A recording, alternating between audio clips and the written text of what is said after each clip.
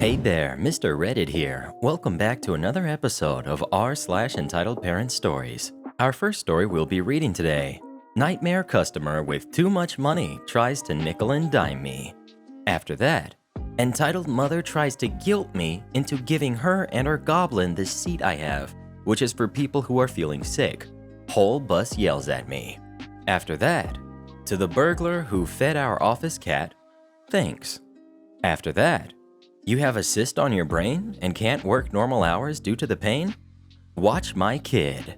And then we'll be finishing up with, crazy lady refuses to let fiance pass at the shop, tries to get him banned from the store.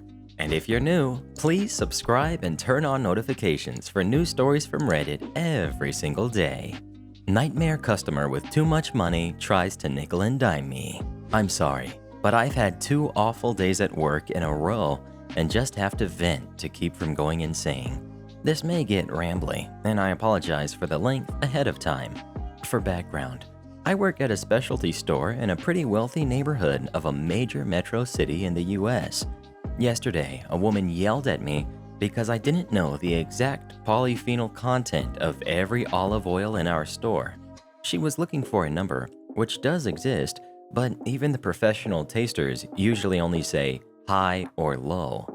Then, this morning, I had to lift a 160-pound pallet up a flight of stairs by myself because the owners forgot a shipment was coming today. Anyway, that brings us to our first customer of the day. A lady comes in from the rain, and it's clear she's had some plastic surgery done. I know it's extremely problematic, but I really judge people for plastic surgery. I know, but I'm currently uninsured and can barely afford to survive while she gets monthly Botox. Whatever. She asks for something by the wrong name, and I, not correcting her, just confirming, use the right name. She goes over to inspect it and says, yeah, that I guess. As she walks away, she mumbles something I can't catch. This is how the exchange went. Me: I'm sorry? Lady: what? Sorry, I just didn't hear what you said.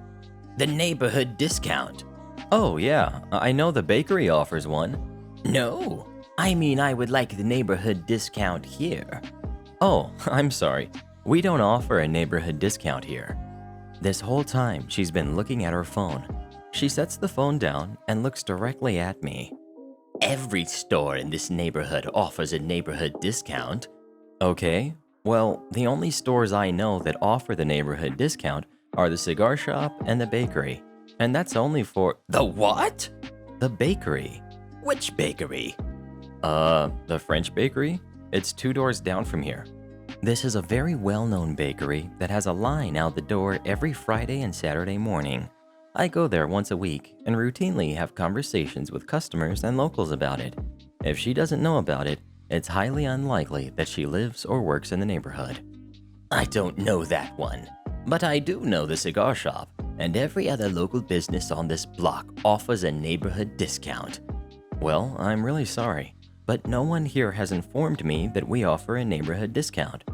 This is unbelievable. Totally unbelievable. You local businesses beg all of us to support you and promise discounts for locals. But when we do, you don't honor them. I can't believe this. Okay, well, I'm really sorry.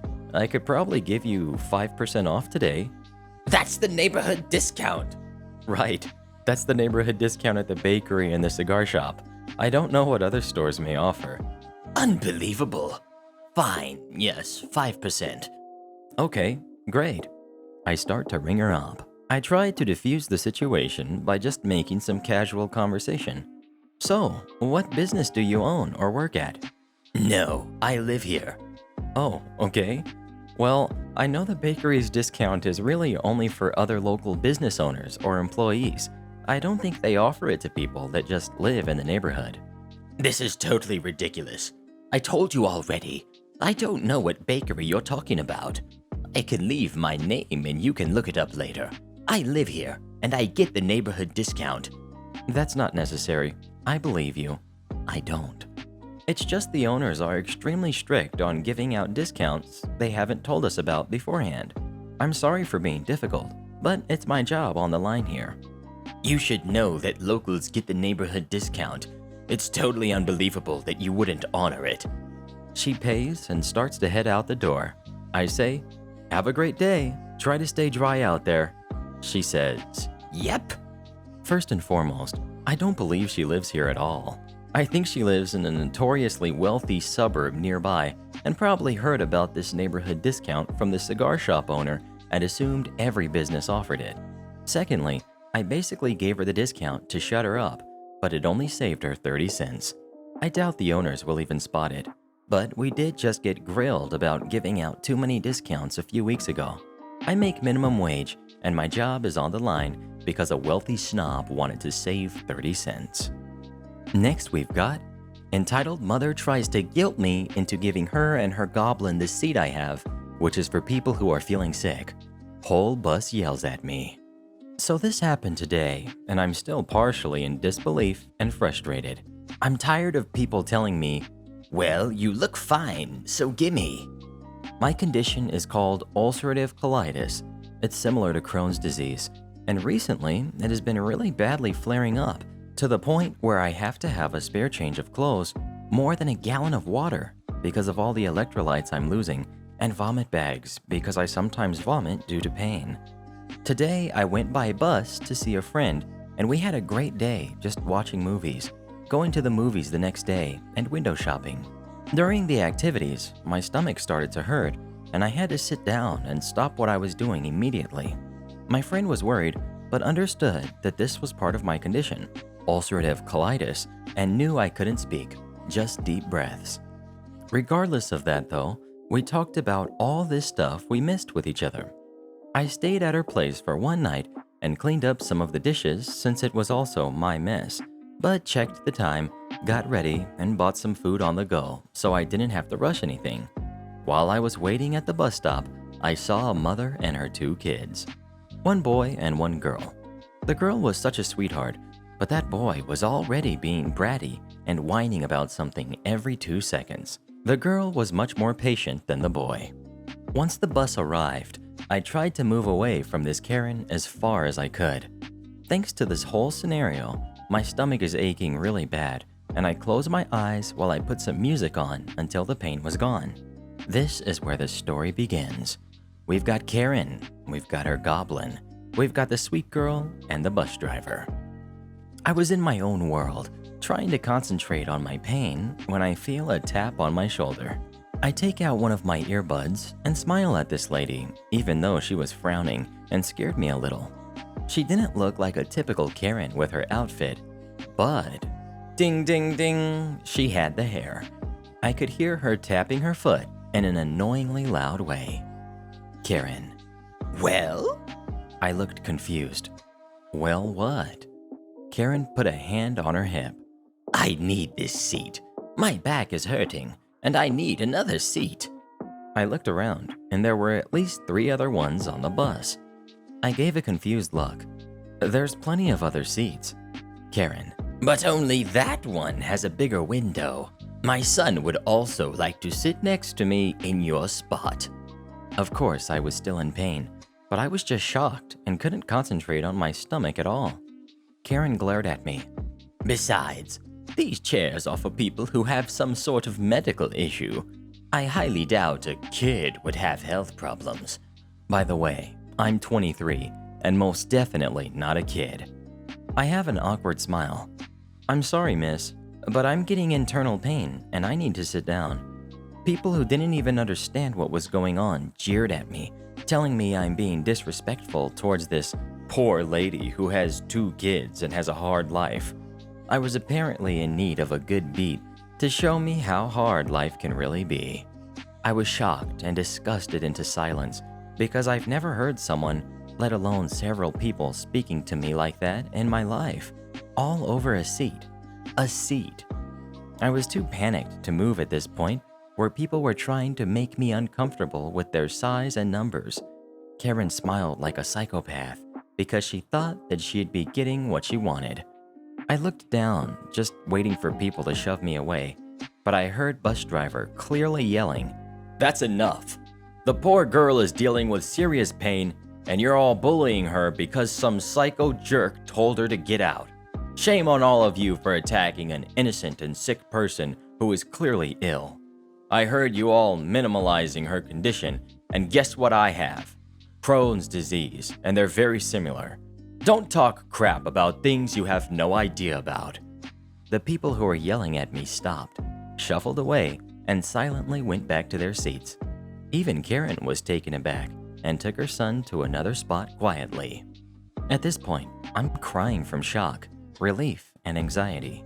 When it was my turn to leave the bus, I gave him an extra $50 I had in my pocket, and even though he refused to take it, I told him it was my thanks, and I'll be forever grateful, and that those of us who have gastro disease should stick together, jokingly.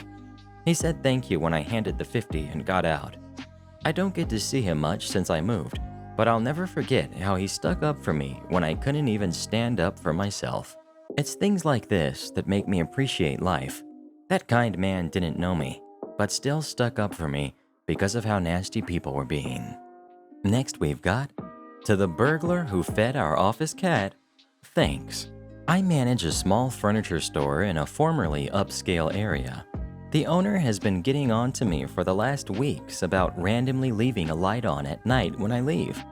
He and I are the only people who have keys to the building as far as either of us know. Our landlord doesn't have a key. I honestly don't think I have been doing it. I am very careful about turning everything off, especially once I've already been confronted by my boss about it. The last time this happened was Tuesday. I had the day off, and one of my employees called saying the owner was complaining about the lights again. With him now complaining to other people, I have been extra careful about turning everything off at night, double and triple checking before I leave with flashlight in hand. I'm not the one leaving lights on. I needed to be in early this morning to meet a truck driver, and I beat the owner in. As soon as I unlocked the door, I noticed that the lights were on. Nothing had been stolen. The store cash is still exactly the same as it was last night when I left. The Cokes in the refrigerator are still there. My custom shop Kramer guitar is still hanging on the wall where I leave it. My job is really boring. The only thing that was different, other than my office light being left on, was a half-eaten pile of cat food left in front of our building where we don't normally feed the office cats. I have called every employee, our landlord, the maintenance man, and the owner's wife to make sure none of them borrowed a key and came in while we were closed. They all deny knowing anything about it. I trust them, but somebody is doing it. Neither my boss or I really care. Whoever it is that's coming in at night to sleep on our mattresses isn't actually stealing anything other than my enjoyment of feeding the cats in the mornings. We just want them to turn out the lights when they leave. Next we've got, "You have a cyst on your brain and can't work normal hours due to the pain? Watch my kid." As a bit of background, my aunt is only a few years older than I am. She married her husband several years ago, and they ended up having a kid together. I love my niece to pieces. She is the cutest and always melts my heart. That said, her parents leave much to be desired. For the past few years, I have been dealing with a chronic illness that ended up with me having to have several surgeries. My aunt and her husband have always acknowledged my issues, but usually feigned indifference, always wanting to know why I didn't hang out with or see them more often rather than how I was actually holding up. I just chalked it up to the fact that they didn't really quite understand what I was going through. This belief was destroyed when, several months ago, I was in a car crash and started experiencing intense migraines that happened without warnings and seemingly without a cause. My migraines would usually hit around 1 p.m. and would last for the rest of the day.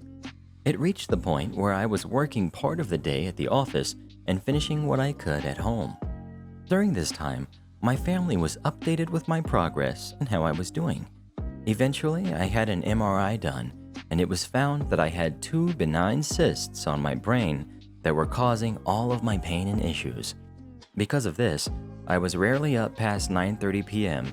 as I just wanted to sleep my pain away and wake up feeling slightly normal. This is important. My aunt and her husband are fairly well off, to the point where he doesn't think of anyone else except himself and his own selfish desires, and will willingly rub his wealth into others' faces. She grew up in a fairly poor household, so she absolutely loves having money and the security that comes with it. I don't blame her, as I understand that feeling, but she allows it to take over. But no matter how much money they have, they are constantly looking for friends and family to provide free childcare so they can go out and drink with their friends. Here's where the entitled parent part comes in. While dealing with my medical problems that they were well aware of at this point, they texted me several times asking me to come over and watch their daughter while she slept, so they could go out and party with friends at a local nightlife bar. "She'll be sleeping. You won't have to worry about anything. Just come over and stay until we come home around midnight or so. It'll be really easy." I would gently remind them that I go to bed around 9:30, that midnight is way too late for me to be up, and that I have a hard enough time taking care of myself without my boyfriend helping out, let alone imagine being responsible for a 2-year-old. I ended up having surgery to drain one of the cysts last week, to which I sent my aunt a photo of me the day before, and she replied with, "You look really pretty for someone apparently having surgery tomorrow," and thought that this would finally be the end of the free babysitting questions. I mean, brain surgery, am I right? Who in their right mind would ask someone who just had brain surgery to watch their kid while they're healing? You guessed it. 2 days after I had been discharged from the hospital, 5 days after surgery, I saw her husband. Granted, I was definitely hopped up on pain meds and looking really well for someone who just went through what I had, but that doesn't excuse any of his behavior. We were talking about how I was told by my doctor to keep active and moving to reduce the risk of blood clots, and he looks at me and we have the following conversation. Him. "Hey, you can go on walks with Aunt. I'm sure she would love that." Me. "That's a great idea. I would love to spend more time with her."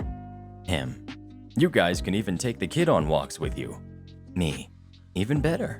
We can get some real bonding time in." Him. "You know, you can even take the kid by yourself, so we can have a break and do things without her." I don't say anything. Him.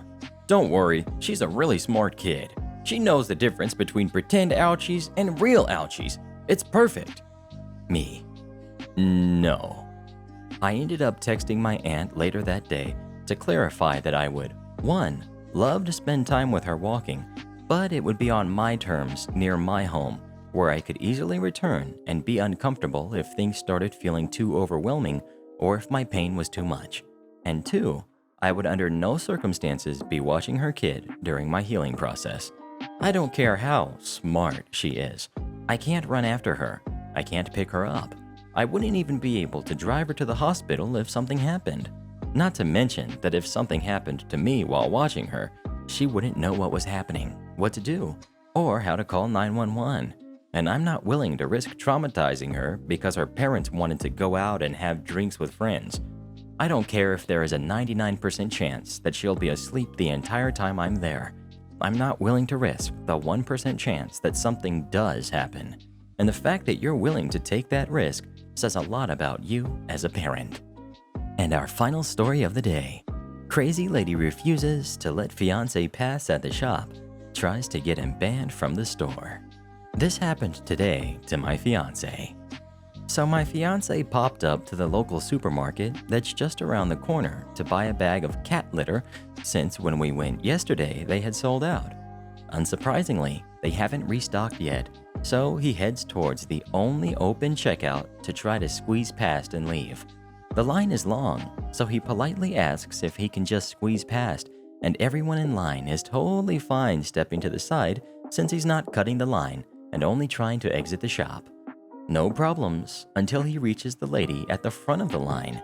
This crazy lady is blocking the end of the till, so he politely asks if he can step past.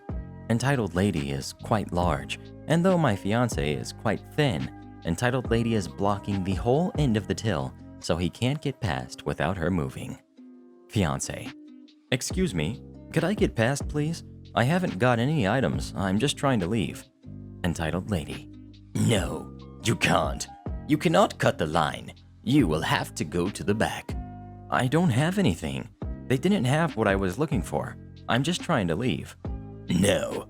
Go to the back of the line and wait your turn like everyone else. I'm not cutting. I just want to leave. Entitled lady turns to the cashier. This man is trying to cut the line. Have security escort him out and have him banned from the store. Now. The cashier is a lovely Polish lady and is often on the tills when we shop, so knows our faces and has just heard the conversation between fiancé and the other people in the line who allowed him to pass. Cashier, with a very confused look at entitled lady, says to fiancé, "Just go through, it's fine." So fiancé kind of shimmies past this elephant-sized woman who is still refusing to move and is now huffing since everyone is ignoring her demands to have fiancé removed from the store. Fiancé finally gets past, says thank you to the kind cashier, and is about to leave. Entitled lady, turning to cashier. Get security. He's probably stolen something. Stop him. He's a thief. By this point, the shop's gone silent, and everyone is just staring at this crazy woman yelling at my fiancé for trying to steal from the store. By this point, my fiancé has had enough and responds with, "Listen to me. I came to buy cat litter, and they are sold out. I haven't got anything else. You're obviously in a hurry though. By the looks of things, you're carrying octuplets. You might want to get to the hospital quick. I think you're crowning." Turns around and walks out the store, leaving the stunned woman in total silence and the kind cashier and several other customers trying to disguise their laughter. This is the second time in 2 days he's been accused of stealing by someone in that store. Yesterday, it was the jerk security guard who's rude to everyone, including the staff. No interesting story. He was just told to empty his pockets and then sent on his way. So I'm guessing his manners went out the window. It's been a bit of a stressful week. I'm just relaying it here as it was told to me, as I was asked to. I'm sorry if anyone is offended by his way of handling it. The layout of the store is a one-way system, so you have to exit via a checkout. You cannot go out the same doors you came in through, so this checkout was his only way out. And shoutouts to our Re-Generals of the day, Raven Fox, Mary Loves Karma, Isaac, and Ghost. Become tomorrow's Re-Generals by leaving as many Re's as you can in the comments below.